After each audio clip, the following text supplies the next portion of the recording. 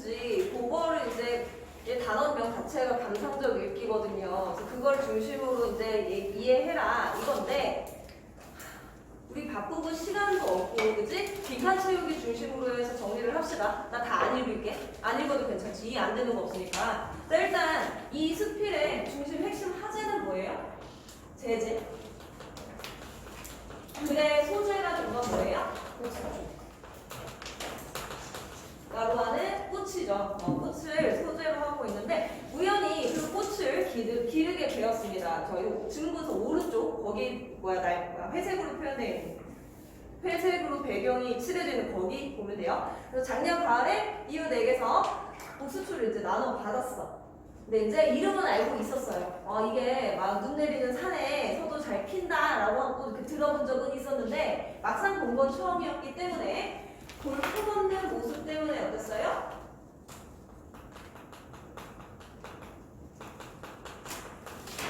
볼품없는 모습을 봐서 그래서 뭐라고 했겠어? 잡초 같다라고 생각을 했어. 잡초 같다 이렇게 생각을 했어. 그래서 이 꽃이 그렇게 매화도 아닌 것이 눈 속에 피어나는 그런 꽃이야? 라고 믿지 못하는 태도를 가졌었습니다. 그래서 그냥 심을 때만 이렇게 심었다는 기억은 있는데 나한테 복수초가 있다 이런 걸 기억하지 못할 정도로 이렇게 기억에서 빠르게 사라져 갔단 말이야. 자, 그러고 나서 이제 계절이 바뀌었죠. 아마 3월이 되자마자였을 것이다. 시간이 경과했고 중간 부분에는 뭐 하나만 쓸게요.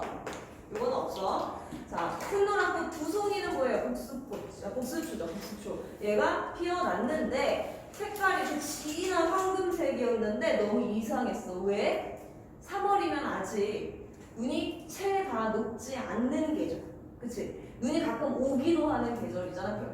3월이라고 하는 때는요. 그러니까 뭔가 혼자 생뚱맞아 보이는 거야. 이게 아직 다른 것들은 겨울에서 깨어나지도 못했는데 혼자 이거 보면서 생명의 경이 이까지도 느끼지도 못하고 그냥 모양 좀 이상한데 뭐 이렇게 넘겼어. 자, 그러다 이제 눈이 왔단 말이야. 눈이 왔는데 그 눈을 맞은 우리가 지구 절개를 상징한다고 생각하는 소나무가 어떻게 됐어요? 나무 가지가 그냥 가지가 꺾일 듯이 처져 있었어. 왜? 눈이 너무 무거워서. 그 정도로 눈이 많이 왔단 말이야. 그치? 근데 얘가 막 눈을 이겨내는 느낌이라기보다 힘겹게 막 버텨내는 듯한 그런 느낌으로 서술을 해놨어요. 이 아줌마가. 근데 얘랑은 다르게 그 눈 속에서 내가 참 관심도 안 줬던 그 복수초가 여러 날 지나면서 눈이 녹을 때까지 죽지 않고 어떻게 했습니까? 굉장히 생생한 모습. 싱싱한. 계속 피어 있었던 눈 밑에서. 얘는 눈을 그냥 이렇게 쥐고 있는 거고 얘는 아예 눈에 파묻혔었어. 근데 얘는 뭔가 이렇게 힘에 겨워서 있는 그런 모습이었다면 복수초는 그걸 다 이겨낸 모습. 그래서 여기서 뭘 느꼈겠어? 경이로움을 느꼈겠지. 여기부터 이제 뭐가 생겨요? 화자의 관심이 부쩍 늘어나게 됩니다. 자, 그래서 오른쪽으로 오시면 복수초에 대해서 글쓴이가 어떻게 인식이 변화했나요? 처음에는 너무 생뚱맞은데? 생뚱스럽다. 이렇게 인식을 했었는데 얘가 큰 눈을 이겨내고 소나무보다 더 강한 생명력이 있단 말이야? 하는 걸 보면서 그 생명력에 놀라고 감탄하게 됩니다. 자, 그러고 나니까 나만 이걸 볼 수 없지? 이런 생각이 듭니다. 이게 복수초가 되게 조그만 너네 민들레 알아요? 민들레 같은 느낌이야. 굉장히 작고 그런 꽃 속인데 얘가 눈 속에서 이렇게 오래 살아남았어 친구야. 그래서 이제 자랑을 해보려고 야 너 이런 거 본 적 있니? 하려고 내 친구가 어때? 그래? 야 뭐 대단한 건 줄 알았다 야. 이런 식으로 되게 시큰둥하게 대한 거지. 되게 막 속상해. 나는 이거 되게 대단하다고 생각했는데 어쨌든 친구한테 막 자랑하고 싶을 정도로 이 사람에게 의미 있는 꽃이 되었습니다. 근데 그 친구는 어땠다? 나는 야 이거 너무 신기하지 않니? 하면서 자랑을 하는 심정으로 복수초가 이거 봐봐 이게 복수초야 들어봤니? 얘는 눈 밑에서도 핀대. 히말라야 산에 있는 어떤 꽃도 눈 밑에서 배우면서 자랑 딱 했단 말이야. 한 친구는 뭐라 그래요? 야, 너 집에 꽃이 100가지나 있다 그래서 대단한 줄 알았더니 별것도 아닌 거 가지고 야 이것도 꽃이냐? 뭐 이런 식으로 연기력 터졌다. 그치? 감흥을 느끼지 않았습니다. 나 지금 빈칸 위주로 쓰고 있는 거야. 맥락이 조금 이상하긴 한데 친구는 별로 감흥을 느끼지 않았어. 자, 여기서 친구와 나의 태도 차이가 어떻다? 나는 복수초가 굉장히 소박한 꽃인데 그 소박한 것을 어떻게 의미 있게 받아들이는 사람이라면 이 사람은 굉장히 무시하는, 그쵸? 별것도 아니다라고 하는 무시하는 태도를 보이고 있다. 이런 대조로 표현을 할 수도 있겠죠. 소박한 것에 대해서 의미 있게 받아들이는 글쓴이와 달리 친구는 그것을 무시하고 있다. 의미가 없다고 느낀다. 감흥을 느끼지 못한다. 자, 그래서 마당, 이제 그러면서 자연스럽게 내 마당에 피는 꽃들에 대해서 이야기합니다. 야, 너 집에 꽃이 그렇게 많다더니 하는 그 친구의 말을 듣고 나서 내 마당에는 어떤 꽃들이 있는지 그걸 설명해 주는데 43쪽에 회색으로 배경이 이렇게 쭉 되어 있는 부분들 있죠? 거기가 바로 이 사람 마당에 있는 꽃들에 대한 설명인데 여기를 보시면요. 꽃들의 이름을 다 알아. 100가지가 넘는 꽃들의 이름을 다 알아. 그리고 뭐가 제일 먼저 피고 뭐가 그 다음에 피고 심지어는 어떤 건 잎이 먼저 피고 꽃이 나중에 피는데 잎은 이 꽃이 먼저 피지만 꽃은 얘가 더 먼저 피고 이런 굉장히 복잡한 순서까지도 다 알고 있어. 어떻게 하면 그렇게 할 수 있겠어요? 관심이 있고 애정이 있고 따뜻한 심성을 가진 사람이고 그런 거겠지. 자, 이 부분을 통해서 알 수 있는 글쓴이의 태도는 뭐다? 100가지가 넘는 꽃들의 이름, 시기 다 알고 있어. 그리고 그것들의 출석부까지 만들어. 책으로 만들고 그건 아니고 머릿속에 있어. 머릿속에 1번 염혜원, 2번 누구 뭐 이런 게 다 있는 거야. 그렇다는 거는 이 사람은 어떤 사람이다? 섬세한 뭐가 있는 사람이다? 관찰력이 있는 사람이다. 그리고 꽃을 굉장히 좋아하는 꽃 덕후고 그리고 함께 하는 생활에 대해서 기쁨을 느끼는 사람이다라는 것을 알 수 있습니다. 네, 너네 되게 쿨하게 넘기는구나. 나 하나 설명할 게 있어. 자, 마지막에서 두 번째 줄. 이름을 모르면 100번이라는 숫자도 나오지 않았을 것이다. 그 출석부는 100번까지 있거든요. 100번까지 있는데 이 사람이 이 출석부를 매기게 된 이유가 뭐냐면 일단 이름을 알기 때문에 출석부를 매겼어. 그럼 이름은 어떻게 알게 됐어? 순서를 지키지 않고 멋대로 피니까 저번에는 얘가 먼저 핀 것 같은데 이번엔 얘가 먼저 폈네? 뭐 이러면서 관심을 가진 거지. 그래서 순서가 어떻게 되는 거예요? 일단은 얘네가 막 멋대로 펴. 자연이 얘가 막 이렇게 멋대로 피는 걸 봤어. 관찰력이 먼저 작용을 한 거고 그 다음에 하나하나 이름을 알아가는 그런 좋아하는 그 기호가 반영이 된 거라고 보시면 돼요. 순서는 그렇게 된 거고 설명을 한번 하고 네, 끝부분. 자, 내가 출석을 부르지 않아도 그것들은 올 것이다. 뭐예요? 자연은 당연히 시간이 흐르면 꽃이 지고 피고 하는 자연의 섭리가 있잖아. 그치? 자, 그래도 이 사람은 하나하나 결석하지 않고 전원 출석했으면 좋겠대. 왜 그러는 거야? 사랑하니까. 너무 좋아하니까. 얘네가 죽지 않았으면 좋겠는 거지. 너무너무 좋아해서. 자, 그래서 땅을 함부로 밟지도 못해요. 내가 잘못 밟았다가 이 씨가 혹시나 땅 밖으로 나오거나 뭐 죽거나 하면 안 되니까. 그리고 뭐 목마를까봐 마음이 놓이지 않아서 여행도 못 가고 등등등등 꽃들에 대한 글쓴이의 애정과 기쁨을 알 수 있는 여러 가지 행동들이 있는데 거기에다 하나만 덧붙여주세요. 뭐가 있냐면 가족처럼 생각한다.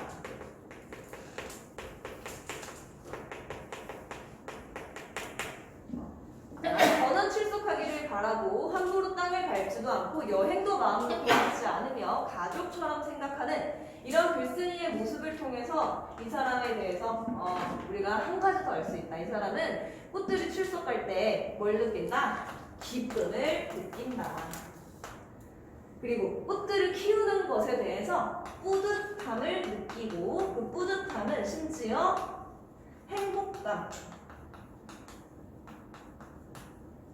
행복하다라는 말로 표현할 수 있을 정도의 뿌듯함. 내가 이제 수업 잘하고 나서 막 너네가 웃으면서 돌아가는 그런 흔치 않은 기회가 생겼을 때 느끼는 감정이에요. 뿌듯하고 행복하고 너 수업 너무 잘했어. 너무 행복해. 그런 거. 오늘은 안 될 것 같고 그 다음에 꽃을 기다리는 것에서조차 기쁨을 느끼는 그런 모습을 알 수 있다. 우리가 여기서 어떤 교훈을 가져갈 거야? 없어. 뭐 아예 없다고 하긴 그렇죠. 아주 작고 소박한 미물에도 관심을 가지고 거기에 따뜻한 애정을 갖는 사람이 얼마나 행복한 삶을 살 수 있느냐 뭐 이런 얘기 정도겠고요. 여기는 내가 진짜 다른 지문들에 비해서 힘을 안 실어도 될 것 같아서 호로록 했고요. 마지막에 핵심 정리 보시면 자 특징 볼게요. 마당에서 꽃을 기르는 글쓴이에 뭘 소재로 한다?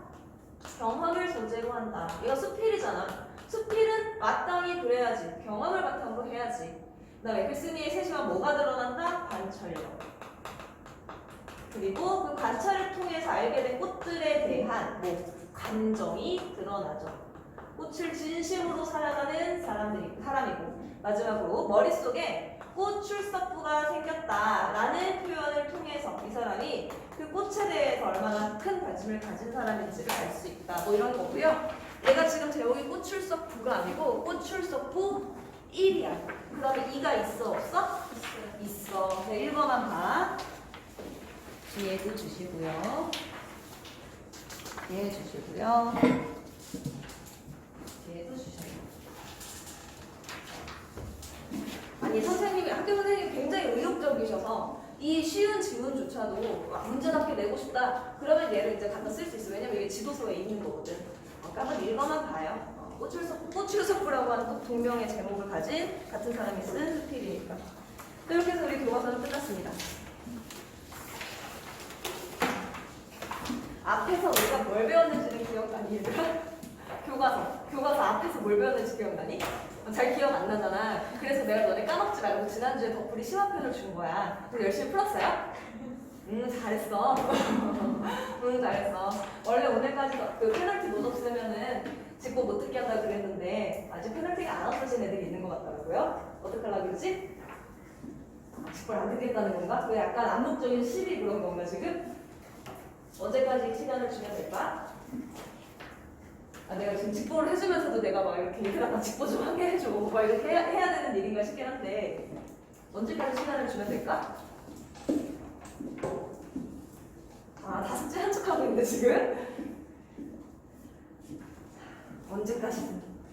언제까지든 제발 좀 해요. 제발 좀. 야, 우리 뭐 직보 시간 정했니 얘들아? 안 정했지, 그치? 큰일 날 뻔했네. 우리가 10월 10 오늘이 4일, 11일, 12, 12일에 해야 되네, 그치? 화요일. 맞니?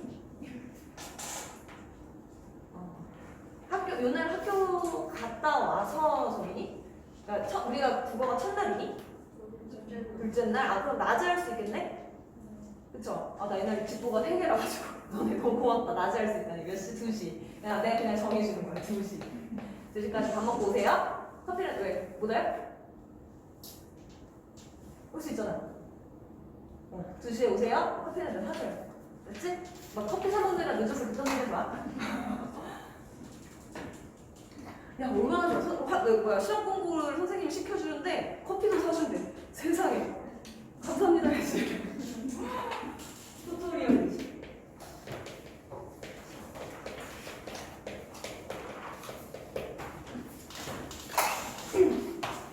내가 무슨 얘기하는지.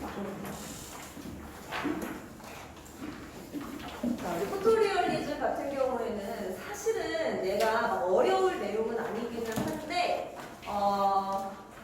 조금 글이 그지 같아요. 내용은 어렵지 않은데 글이 막 정돈되어 있지가 않아서 그게 조금 곤란한 글입니다. 그래서 최대한 포인트만 짚으면서 이해를 해보도록 하는 걸로 할 거고요. 아마도 내가 이걸 하고 나면 시간이 애매하게 남아서 부와 행복의 관계를 못할 수도 있을까봐 너희가 걱정할 텐데 여기까지 할 거야.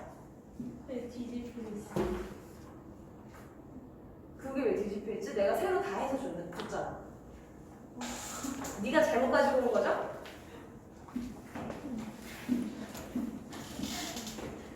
내가 완벽하게 기억해. 그날 내가 새로 해석했어.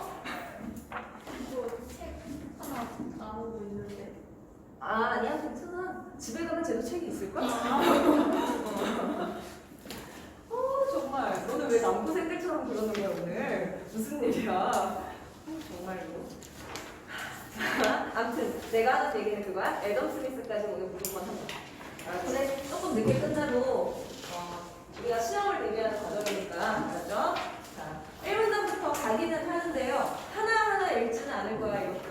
읽으면 이해되는 내용이라서 1문단 같은 경우에 특히나 내가 이거를 일단 쓰고 갑니다. 뭘 쓸 거냐? 포토리얼리즘이 등장하게 된 배경. 자, 이 등장하게 된 배경을 어떻게 제시하고 있냐면요. 과정에 따라서 또는 통시적 흐름에 따라서 그리고 비교의 방식을 통해서 제시해주고 있습니다. 그럼 어떤 과정 또는 어떤 통시적인 흐름에 따라서 포토리얼리즘이라고 하는 것이 등장하게 되었느냐? 일단 기존의 서양 미술은 무엇을 중요하게 생각했냐면 사실적 재현을 중요하게 생각했어. 사실적 재현이라고 하는 건 뭐야? 눈에 보이는 것을 그대로 객관적으로 표현하는 거야. 여기에 주관성이 개입하지 않는 것을 의미하는 거지요. 이제 내 눈앞에 지금 너네가 있어. 그럼 내가 마음으로 너무 예쁘지. 너네가 너무 사랑스럽지. 그렇다고 다 수시로 그리면 안 되잖아. 그치? 하나하나 똑같이 머리털 하나하나. 그게 사실적 재현인데 자, 19세기가 되니까 카메라라고 하는 새로운 기술, 기기가 등장하게 됐단 말이야. 얘가 뭐 하는 애야? 눈앞에 보이는 걸 그대로 찍어내는 애야. 그러니까 미술이 하던 사실적 재현보다 카메라가 할 수 있는 일이 월등히 높아지게 된 거죠. 앞만 서더라도 열심히 그려봐라. 카메라를 이길 수 있다. 그런 상황이 되다 보니까 어떻게 됐어? 그 결과 회화보다는 사진이 어떻게 사실적인 표현을 더 잘할 수 있게 된 거지. 사실성 측면에서 이 사실성이라고 하는 측면에서 사진이 압도하게 된 상황이 된 거죠. 자, 그래서 회화의 목적이 변합니다.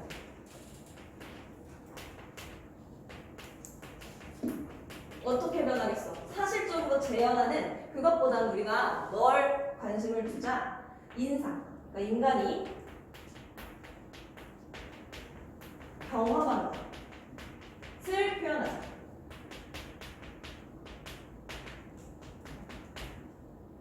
그리고 열심히 공부하느라고 오늘 못 봤는데 요즘 이제 해질 때 되게 예쁘잖아요? 공부하느라고 그걸 볼 수가 없어. 우리 시험 잘 봐서 여기 근처에 한덕 수목원 이런 데 가가지고 노을도 보고 그러자. 똑같은 노을을 봐도 사람마다 다 다르잖아요. 그래서 뭐 주관적인 표현, 주관성을 표현하는 것이 새로운 회화의 목적으로 등장하게 됩니다. 그러면서 이제 뭐가 등장했냐면 이 과정에 변화하는 과정에서 등장한 게 뭐냐면 추상회화라든가 초현실주의, 그다음에 팝아트와 같은 전에 없던 형식들이 등장을 하게 됐어요. 그런데 이것들이 등장하면서 동시에 이전에 사실적 재현을 하던 화가들이 다 사라졌어? 그럴 리가 없죠. 그래서 모두가 다 사라질 리는 없잖아. 그들은 여전히 있고요. 관심이 좀 변했더라도 여전히 사실적 재현을 중시하는 사람들은 있을 거고 심지어는 그걸 좋아하는 사람들도 있어. 수요자도 있어. 그리고 이런 거에 대해서 야 이거는 너무 네 생각이잖아. 이거를 관객이라는 표현이 아니고 이걸 감상자지. 감상자가 봤을 때 네 생각 다 이해하겠니? 라는 그런 반발도 여전히 있었던 거예요. 그러니까 이 사실주의의 흐름이 아예 사라지지는 않았던 거고요. 그래서 부상회화, 이걸 뭐라고 부르냐면 이걸 이제 부상회화라고 해요. 사실적인 재현을 중시하는 그 경향성을 부상회화라고 하는데 그 부상회화가 어떻게 되었다? 복귀하게 됩니다. 예술의 주류에서 좀 한 발 비껴 나갔다가 다시 컴백한 그런 상황이 된 거죠. 그 중에 하나가 뭐야? 바로 우리가 지금 배우려고 하는 포토리얼리즘이 되는 거죠.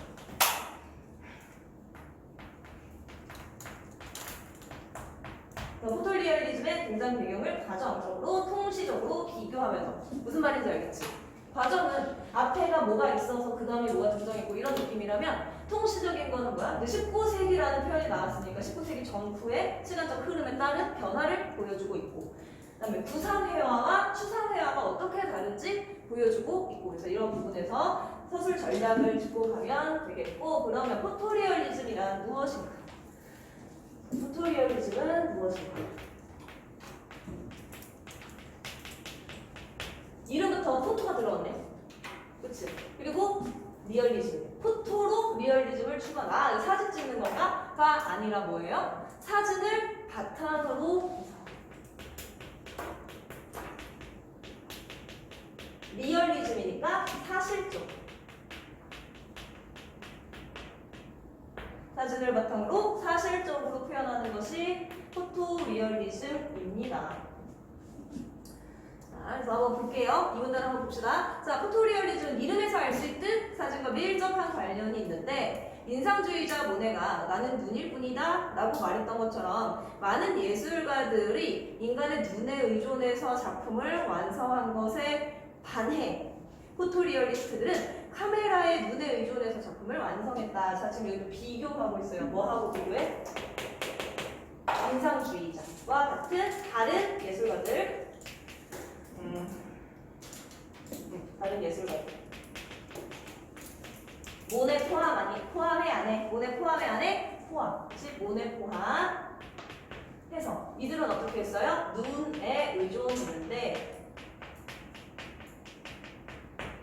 이 포토리얼리즘을 추구하는 사람들은 어디에 의존했어? 사진. 사진은 뭐야? 카메라로 찍은 거니까 카메라에 의존한 거죠. 사진. 즉 카메라에 의존했다. 그래서 여기 반대되고 있죠. 비교, 대조되고 있습니다. 자, 그래서 얘들은 어떻게 했냐면 실제를 보면서 그림을 그리는 게 아니라 사진을 보면서 그림을 그리거나 또는 프로젝터로 이미지를 투사해서 그 위에 그리는 식으로. 그러니까 내가 보는 걸 그대로 그리는 건 다른 예술가들. 사진, 이 포토리얼리스트들은 어떻게 해? 일단 사진을 한번 찍는 과정이 필요한 거야. 그래서 그 찍힌 사진을 똑같이 그리거나 아니면 여기 빔 프로젝터 쫙 쏘고 거기에 이렇게 있는 거 그대로 따라 그리는 방식으로 했다는 거야. 그러면 이제 예술가들 관점에서 그런 얘기를 할 수 있어요. 따라 그리기지 그게 예술이냐? 이런 얘기를 할 수 있겠지. 그 얘기 딱 할 거고. 자, 포토리얼리스트들이 그래서 활용한 요 이제 카메라를 의존해서 그림을 그리는 방법에서 특히 뭘 많이 활용했냐면 클로즈업이라고 하는 사진 기법을 많이 활용을 했습니다. 그래서 이 카메라에 의존하다 보니까 사진 기법을 활용하게 되는데 특히 어떤 거? 클로즈업. 이 클로즈업은 알잖아.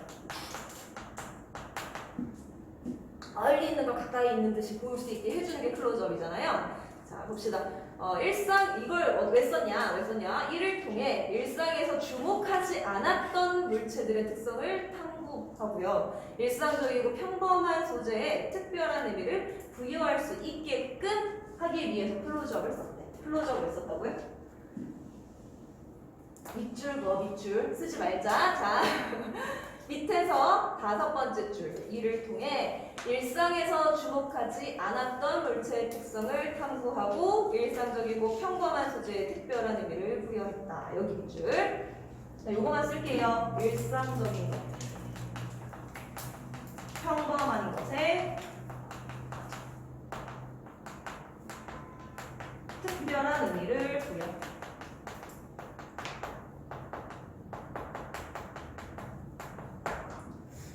자, 자동차, 껌 판매기, 구두와 같은 물건뿐 아니라 사람의 얼굴, 특정 신체 부위의 물성에 대해서 분석적으로 인식할 수 있게 한 것이다 라고 하면서 클로즈업이 어떤 식으로 일상적인 것들에 관심 가지고 부여했느냐 하는 것을 나열. 어떤 일상적인 것을 활용했는지 예시. 껌 판매기, 구두 이런 거. 우리 주변에 흔하게 있는 거, 심지어는 사람도 널렸잖아. 그 중에서 그냥 딱 선택해가지고 여명의 모공을 탐색해보자. 쫙 클로즈업해서 모공을 그릴 수 있는 거고, 그렇지? 자, 그랬을 때 요거 이제 대표해주는 사람은 클로스라는 사람이에요. 미국의 화가이자 사진작가인 클로스. 이름조차 클로스야. 사람의 얼굴을 클로즈업한 사진을 치밀하게 분석해서 머리카락, 모공, 솜털, 미세한 주름 등을 적나라하게 표현을 해서요. 그 사람의 얼굴을 낯선 세계의 사람처럼 묘사한 특징이 있습니다. 대표적인 사람이 클로스. 얘는 일상적이고 평범한 것 중에서도 사람과 관련된 것들. 그래서 사람을 관심으로 두고 마트 주변에 흔하게 있는 건데도 낯선 세계인 것처럼 표현을 했대. 이게 뭔 거야? 이렇게 연결되죠? 일상적이고 평범한 것을 특별하게 이렇게 연결시키면 됩니다. 사람 주변에 널렸지. 근데 누군가는 나 또 시간이 없는데 지금 키라는 사람을 아나요, 여러분? 차이니 키라는 사람을 아나요? 나는 그 글을 굉장히 좋아하는 편인데 왜 좋아하냐면 깨감정을 막 떠는 게 너무 귀여워서 좋아하는데 걔가 이번에 솔로가 나왔대요. 뮤비 찍는 날 피부 상태 뭐 이러면서 올라왔어? 세상에 남자 얼굴에 모공이 하나도 없어. 배복 같은 도자기 같은 그런 피부를 가졌더라고. 그거랑 그런 클로즈업 한 거랑 내 피부를 클로즈업 한 거랑 이렇게 같이 그려놔. 뭐지 이거는? 도자기와 안반석인가? 막 이렇게 할 수 있잖아. 내가 모공이 되게 심하거든. 나 어릴 때 여드름이 되게 심했어가지고 온 얼굴이 다 여드름인 상태로 6년을 지냈어. 중고등학교 때. 내가 갑자기 없어요. 술 먹고 소독이 돼가지고 대학교 가니까 없어졌어. 아무튼 그런 식으로 하면은 똑같은 뭐 그냥 사람의 피부였던 모공이 그 일부가 굉장히 다른 것처럼 느껴지게 되고 그러면 어떤 효과가 생길까? 그 다음이 더 중요해요. 자, 그는 사람의 얼굴을 클로즈업해서 그린 그 그림을 초상화가 아니라 머리라고 불렀고 그다음에 뭐 사진을 한 편의 시처럼 신비로움을 자극한다 라고 했어요. 그러니까 이 낯선 세계라고 하는 걸 통해서 지금 여기에는 구체적으로 설명은 안 되는데 그거야. 우리가 생각하지 못했던 것들을 새롭게 생각할 수 있는 기회를 제공을 해주는 거야. 그래서 신비로움을 자극한다라고 표현이 되어 있어요. 우리가 일상적으로 그냥 굉장히 낯익은 것이라고 생각했던 것들을 새롭게 인식하는 경험을 제공하는 그런 효과가 있는 거지. 자, 3단 쭉 보시면 포토 리얼리스트들은 사진을 이용해 그림을 그리는 것이 과연 예술이냐라고 하는 것에 대해서 리얼리즘의 완성은 인간의 몫이다 라는 답을 내놓습니다. 자, 이들이 생각하는 예술성이라고 하는 건 뭐야? 포토 리얼리스트들이 생각하는 예술성은 무엇에 의존한다? 인간에 의존한다. 인간의 몫이다 라는 표현을 썼는데 예술성? 리얼리즘의 완성이라고 되었는데 그것은 곧 리얼리즘이라고 하는 사실적 재현의 방식이 어떻게 예술성을 획득할 수 있나요? 라고 물어보면 뭐야? 사람이 어떻게 하느냐에 달렸습니다 라는 거야. 그 사람은 사실은 누구냐면 작가가 되는 거예요. 그렇게 생각을 하면 되는데 자, 봐봐. 화가가 사진을 창조한다고 해도 회화의 삶, 공간, 움직임에 대한 분석, 표현 이런 것들은 다 화가의 경험에서 나오는 거지. 그러니까 여기서 인간은 누구? 화가. 화가가 그림을 많이 그려본 사람이야. 저 색을 조합하는 능력이 탁월해. 그러면 사진과 정말 똑같이 그려낼 수 있어. 근데 조금 초보야. 그러면 똑같이 초록색 표현하고 싶어도 덜하는 사람이 있을 거고, 그치? 거기서 차이가 발생하고 거기서 예술성이라는 게 드러날 수 있다는 거죠. 색조합을 못하고 만약에 색조합을 못하는데 내가 선 느낌을 기깔나게 해. 그러면 그 사람의 작품에서는 그 부분이 더 부각이 될 수 있을 거고 그 얘기를 하는 겁니다. 그래서 그 화가의 무엇? 창조적 능력에 의해서 뭐가 생긴다? 예술성이라고 하는 것이 생긴다.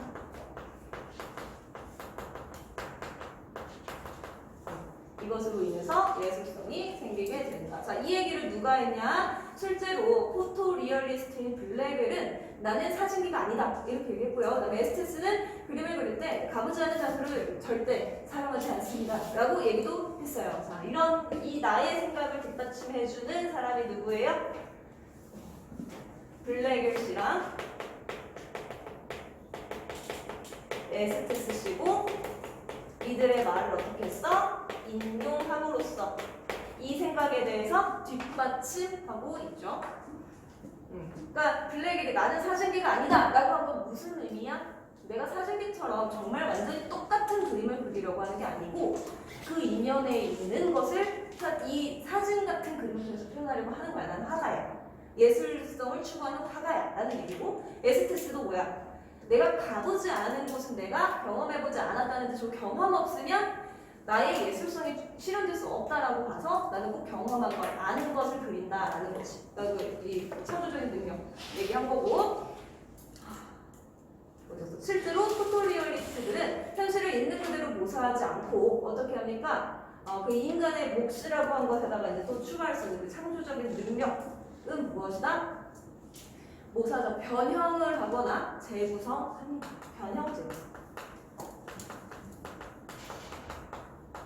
사진에 있는 것을 변형하거나 재구성하는 창조적인 능력을 통해 포토리얼리즘의 예술성이 완성된다. 이거지. 자, 에스테스는 아까 인용했던 에스테스 씨는요 어떤 식으로 했냐면 자 여기서 에스테스를 뭐로 한 거지? 에스테스 예로 들었어. 이 변형하고 재구성하는 예시로서 에스테스를 들어주는데요. 이거 어떻게 하냐면 원근법을 써. 그거는 다른 예술가들도 하는 방식인데 그냥 안 써. 변형하고 재구성해야 되잖아. 어떻게 해야 돼요? 다시점적으로 가야 돼.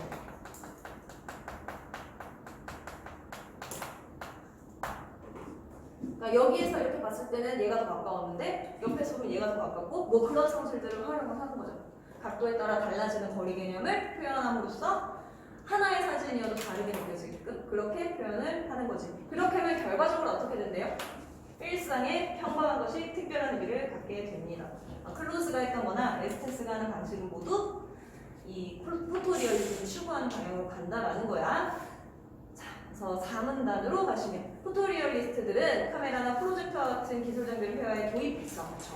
근데 그들이 과학기술 문명이나 현대산업사회를 찬미하려고 했던 것은 아니다. 그럼 그들은 왜 그런 방식을 택했을까? 포토리얼리즘의 어떤 목적이라고 할 수 있을 만한 내용을 봅시다. 자, 그들은 포토리얼리즘 작품을 통해 도시의 모습을 조명하면서 문명화된 사회 속을 살아가는 평범한 인간의 모습을 표현하기 위해서 기술이나 이런 것들을 도입을 한 거야. 이들의 목적은 뭐라고? 도시에서. 그러니까 우리가 살아가고 있는 공간. 이 도시라고 하는 건 결국 뭐냐면 일상적인 삶의 공간이에요.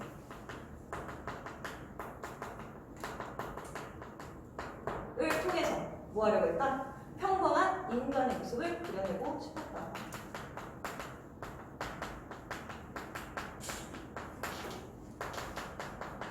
그런데 이 평범한 인간의 모습이 결국은 뭐가 되는 거예요? 이 작품 속에서는 되게 일상적이고 평범했지만 뭘 갖게 된 거야? 특별한 의미를 갖게 된 존재가 되니까 얘가 곧 뭐가 되냐면 주인공이 되는 거야.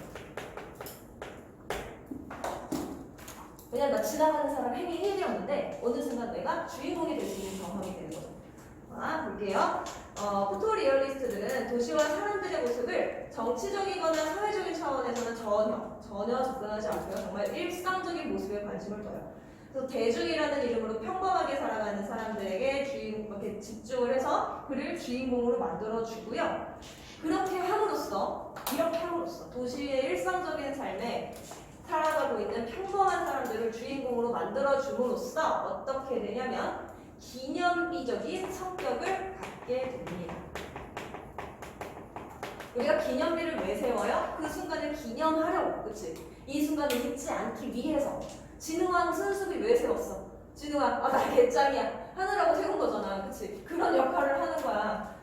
내가 이렇게 살고 있구나 하는 이 평범한 인간의 삶을 주인공처럼 만들어주고 그 순간 정말 의미 있는 순간이었어라고 기록해주는 거지. 기록으로 오래 현존하게 해준다. 아니 내가 국어 수업하다가 진흥한 승수비까지 얘기해야 되고 진짜 미쳐버려. 세상에. 자, 즉 포토리얼리즘은 사실적이면서 비현실적인 방법으로 자, 의예요. 의. 자, 얘는 어떻다? 사실적이고 비현실적이야. 약간 역설적이죠? 사실적인데 비현실적이고 좀 이상하지 않니? 그치? 약간 서로 모순되는 듯한 느낌의 성격. 그 다음에 이걸 바탕으로 해서 어떻게 일상의 정지된 시간을 한 시간을 어떻게 현존하게, 영원히 현존하게, 영원히 하게 만들어줌으로써 평범한 삶이 지니는 가치를 인식하게 한다. 결국 이건 뭐예요? 이 모든 것들은 없잖아. 한마디로 정의하면 뭐냐면 평범한 삶의 가치를 부각하는 거야.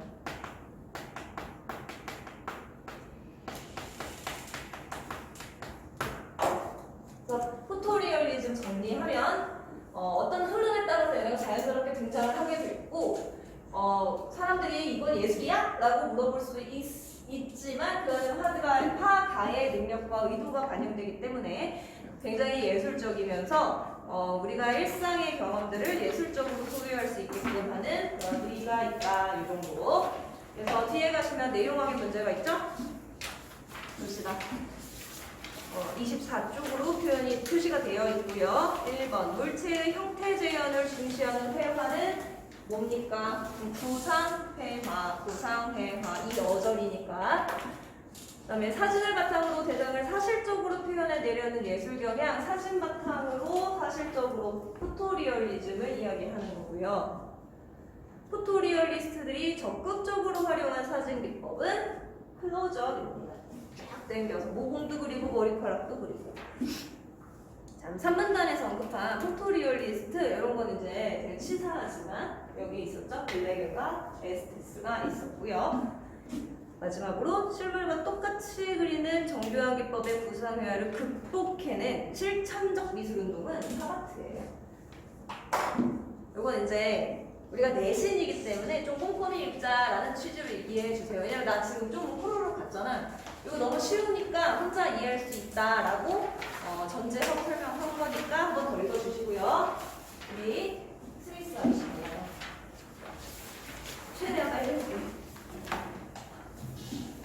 얘가 뭐 그래프도 있고 뭐가 되게 많아 보이지만 사실 내용이 포토리얼리즘보다 더 쉬워.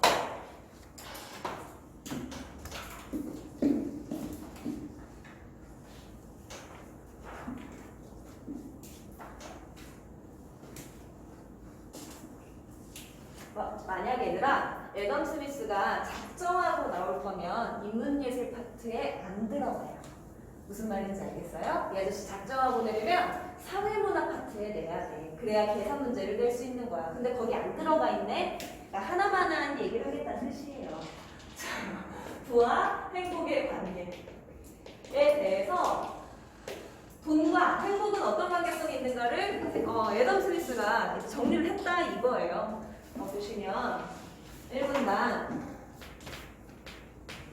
자, 더 많은 부를 얻기 위해 마음의 평온을 희생하는 사람이나 정계에 복귀하기 위해서 다양한 것을 투쟁하고 마음의 평온을 희생하며 살아가는 사람들이 있는데 애덤 스미스는 이들을 뭐라고 생각했냐면 마음의 평온을 유지하기 위해서 뭐가 필요한지를 몰라서 쓸데없는 것에 너무 관심 갖고 있는 사람들이다 라는 그런 생각을 했대.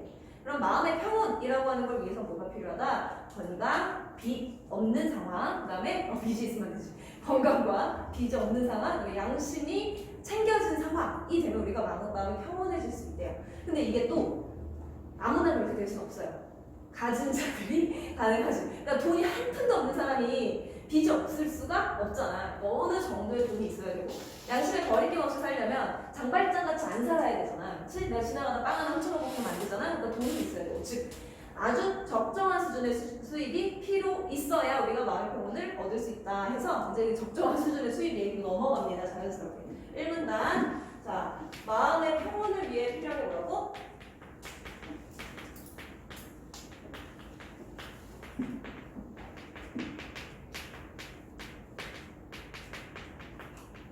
첫 번째 건강 그 다음에 두 번째 빚이 있으면 안 돼. 그 다음에 세 번째 양심이 있어야 돼. 내 양심을 지켜야 돼. 이 세 가지. 근데 이 세 가지를 위해서는 뭐가 필요하다? 유지하기 위한 수입이 필요합니다. 돈이 필요하다는 얘기죠. 내가 이 위를 왜 비워놨냐면 그리고 앞에 있는 내용을 아예 버릴 수는 없어서 마음의 평온을 위해 필요한 이것을 모르는 사람들은 어떻게 하냐고? 뭐를? 부나 또는 뭐 권력 같은 것들을 지나치게 추구한다. 그러니까 애덤 스미스 입장에서는 이걸 굳이 그렇게 많이 추구할 것들이 아닌 거지. 자, 그러면 자연스럽게 어디로 간다고요? 그 유지하기 위한 수입에 대한 이야기로 가고요. 애덤 스미스는 그 사회에서 기본적 생활을 유지하는 데 필요한 최소한의 수입보다 최저 수준이라고, 최저 수준의 부를 그렇게 치겠습니다. 최저 수준이라고 그냥 쓰고요. 최저 수준은 뭐다? 기본적 생활 유지에 필요한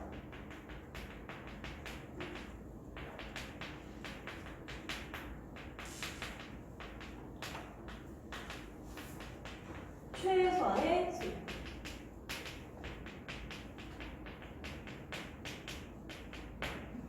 지금으로 좀 최저 생계비? 뭐 그 정도 느낌이라고 보면 되겠죠?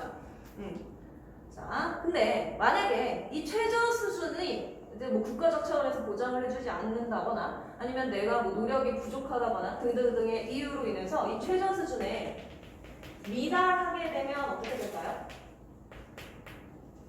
최저 수준에 도달하지 못한 상태가 되면 어떻게 될까요? 비참해지죠.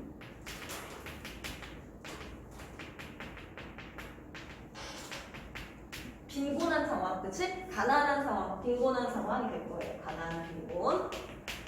자, 이 상황에서는요, 물질적인 어려움만 있는 것이 아니고 또 어떤 문제도 있냐면 육체적으로 또는 물질적으로 어려운 것보다 뭐가 더 문제가 되냐면 정신적인 고통이 문제가 됩니다. 지문에선 이렇게 표현 안 했어. 내가 이렇게 표현한 거야. 지문에선 뭐라고 했냐면 자, 사람들이 어떻게 하냐면 그러한 상태에 있는 사람들의 슬픔과 괴로움에 동감을 안 해. 그리고 경멸하고 무시해. 그래서 괴롭게 만들고 그 괴로움이 나를 계속 갉아먹게 만들고 그래서 무감각한 사람이 아니라면 계속해서 자존감에 상처를 입는다. 그걸 내가 이렇게 쓴 거야. 정신적인 고통. 그치? 자, 애덤 스미스는요, 요 이제 최저 수준과 관련해서 연약한 사람과 지혜로운 사람으로 이제 구별을 했는데, 자, 이제 본격적으로 3에서 5문단에 나오는 내용이 바로 그 부와 행복의 관계에 대한 내용이고요. 이 부와 행복의 관계를 인간형을 가지고 설명을 하는 거야. 그래서 지혜로운 사람, 연약한 사람을 구별을 했어요. 자, 우리 그래프가 있는데 내가 또 소심하게 한번 그려볼게요. 국어 선생님한테 너무 과묵해. C를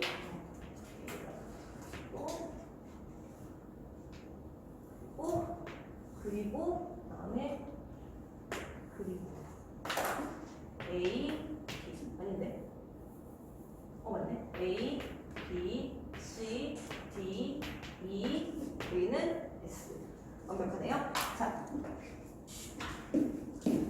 지문 아래 보면 설명만 들어도 돼요. 자, 지혜로운 사람이 갖는 그 만족도, 여기는 부고 여기가 이제 행복인데 부와 행복의 관계를 그래프로 그렸을 때 지혜로운 사람이 가는 거 빨간색으로 표시하면요, 이렇게 가는데, 그래서 뭐야?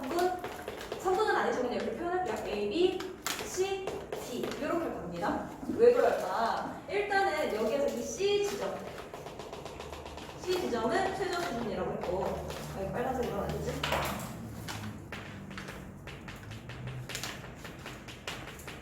최저 수준은 우리가 기본적인 생계를 유지하기 위해서 필요한 거니까 여기에서의 만족 상태는 굉장히 낮은 거야. 그냥 정말 먹고 사는 거, 내가 죽지 않을 정도인 거기 때문에 행복이 느낄 수가 없어요. 그런데 그게 딱 도달이 됐고 그 다음부터 돈이 쌓이면 쌓일수록 어떻게 되겠어? 행복이 커지겠지? 그런데 지혜로운 사람 같은 경우에는 어떻게 생각하냐면 돈이 많으면 뭐해? 라는 생각을 한다는 거야. 지혜롭기 때문에. 돈이 많다고 행복한 건 아니야. 이렇게 생각하는 게 지혜로운 사람이라는 거야. 그럼 얘는 뭐야? 노란색. 이 노란색은요, 여기까지 똑같아. 최저 수준까지는 똑같은데, 자, 내가 최저 수준을 넘어갔을 때 어떻게 된다고 생각한다고? 겁나 행복해질 거야. 내 돈이 많으면 많을수록 너무나 행복할 거야 라고 생각하는 게 연약한 사람이야. 그래서 A, B, C, D 이렇게 간다는 거예요. 그래서 얘네들은 지금 차이가 어디 있어? 이렇게. 즉 얘는 최저 수준 이상의, 왜 초록색으로 쓰고 있습니다. 자, 얘는 최저 수준 이상이 되었을 때 어때요? 일시적으로 커지기는 해. 그치? 확 커져. 증가하는데 그 이후에 유지가 돼.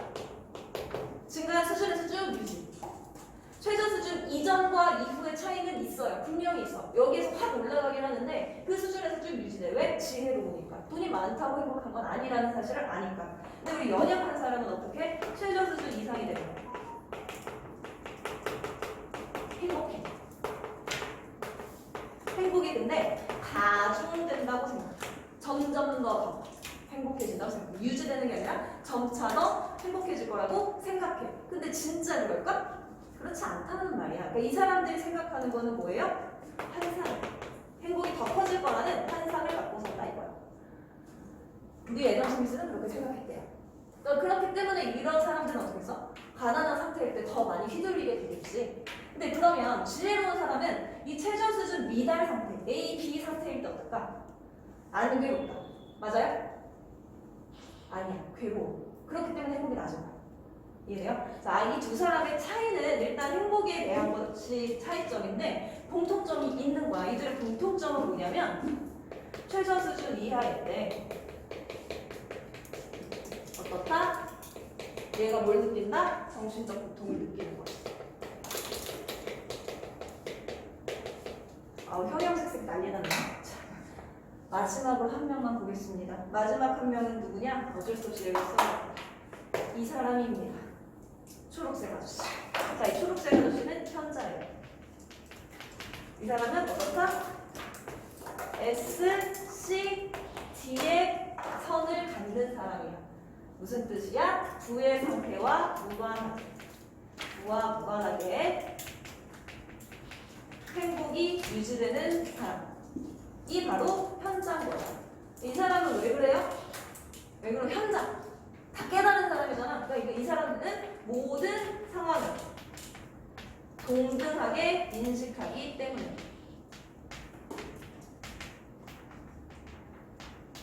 그러니까 차이가 있잖아. 지혜로운 사람과 현자 사이에 차이가 있잖아. 어떻게 차이가 있어? 얘는 최저 수준 이하일 때 고통을 느껴. 근데 현자는 최저 수준 이하여도 행복에 그냥 계속 행복해. 돈과 정말 상관없이. 돈이 없으면 없는 대로, 있으면 있는 대로 그런 상태라는 거죠. 이렇게 해서 부와 행복의 관계를 하나, 둘, 셋의 인간형으로 보여주고 있습니다. 설명했습니다. 그럼 무슨 얘기를 더 하고 싶은지 이렇게 약간 요 상태. 모든 상황을 동등하게 인식하는 것은 부동실이라고 해요. 부동실 흔들리지 않는 편안한 마음. 우리 애덤 스미스는 그래서 뭘 얘기하고 싶었냐? 용문단으로 가시면 돼요. 자, 애덤 스미스는 개인이 빈곤을 피해갈 수 있느냐 없느냐 하는 거는요, 금연이나 절약 등 개인의 노력에만 되는 것이 아니라라고 봤어요. 그래서 우연한 사건에도 영향을 받는다는 점이 중요한 거지. 그 우연한 사건은 뭐냐? 사회 경제가 전체적으로 발전하는지 또는 실패하는지. 즉 개인이 빈곤을 피해갈 수 있느냐 없느냐는 뭐에 연관된다? 개인적인 차원과 사회적인 차원 모두가 영향을 미칠 수 있다라는 거죠. 이거 좀 지울게. 자, 지금 용문단의 내용을 보면 개인이 빈곤이라고 하는 거 다른 말로 뭐예요? 최저 수준 이하. 그지? 그거를 피하기 위해 필요한 거.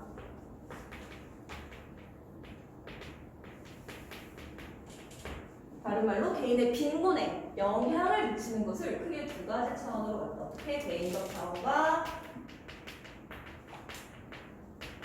우연한 사건인데, 우연한 사건은 곧 뭐다? 사회적 차원입니다. 사회경제적인 차원.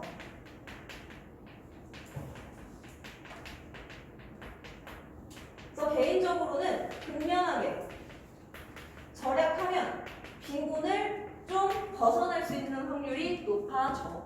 근데 사회적인, 즉 사회경제 상태가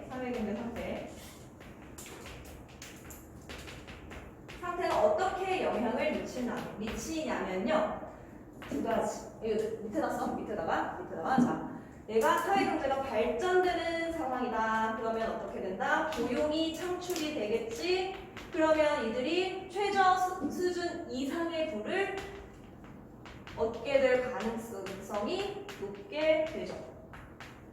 그러면 부가 획득이 되고 자연스럽게 행복해지고 뭐 이렇게 되겠지? 빈곤을 피하게 되겠지? 반대로 경제가 쇠퇴하는 상황이다. 그러면 고용이 없어. 즉 실업이 늘어나게 될 거고 그러면 그 최저 수준에 달하지 못하는 사람들이 늘어나게 될 거고 그렇지? 그렇게 되면은 빈곤해지고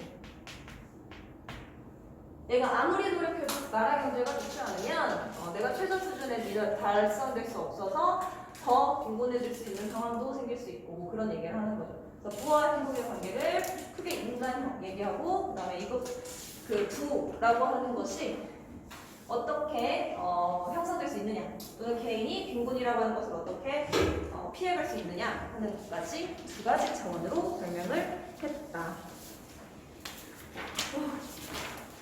그렇게 어렵지 않죠 생각보다 우리 스미스 아저씨. 그래서 뒤에 내용 확인하고 끝 할게요. 자 내용 확인 1번 사회에서 기본적인 생활을 유지하는 데 필요한 최소한의 수입을 뭐라고 합니까? 최저 수준 또는 뭐 최저 수준의 부 최저 수준 또는 최저 수준의 부. 자, 본 그림에서 ABCD는 뭐다? 연약한 사람을 표현해 주는 거야. 연약한 사람을 표현해 주는 거고 그 다음에 SDC는 스토아커의 현자가 예상하는 부와 그랬는데 왜 그렇다? 그 사람은 어떻기 때문에 모든 상황을 동등하게 인식하기 때문에 돈이 있거나 없거나 늘 똑같은 부동심을 갖고 살죠. 모든 상황을 동등하게 보기 때문에. 지혜로운 사람은 어떤 상황에서 마음의 동요를 일으킬까요? 이건 이제 변형된 건데 최저 수준 이하일 때 이 사람 정신적 고통 얻는다 그랬지? 어떤 상황일 때? 최저 수준 이하일 때.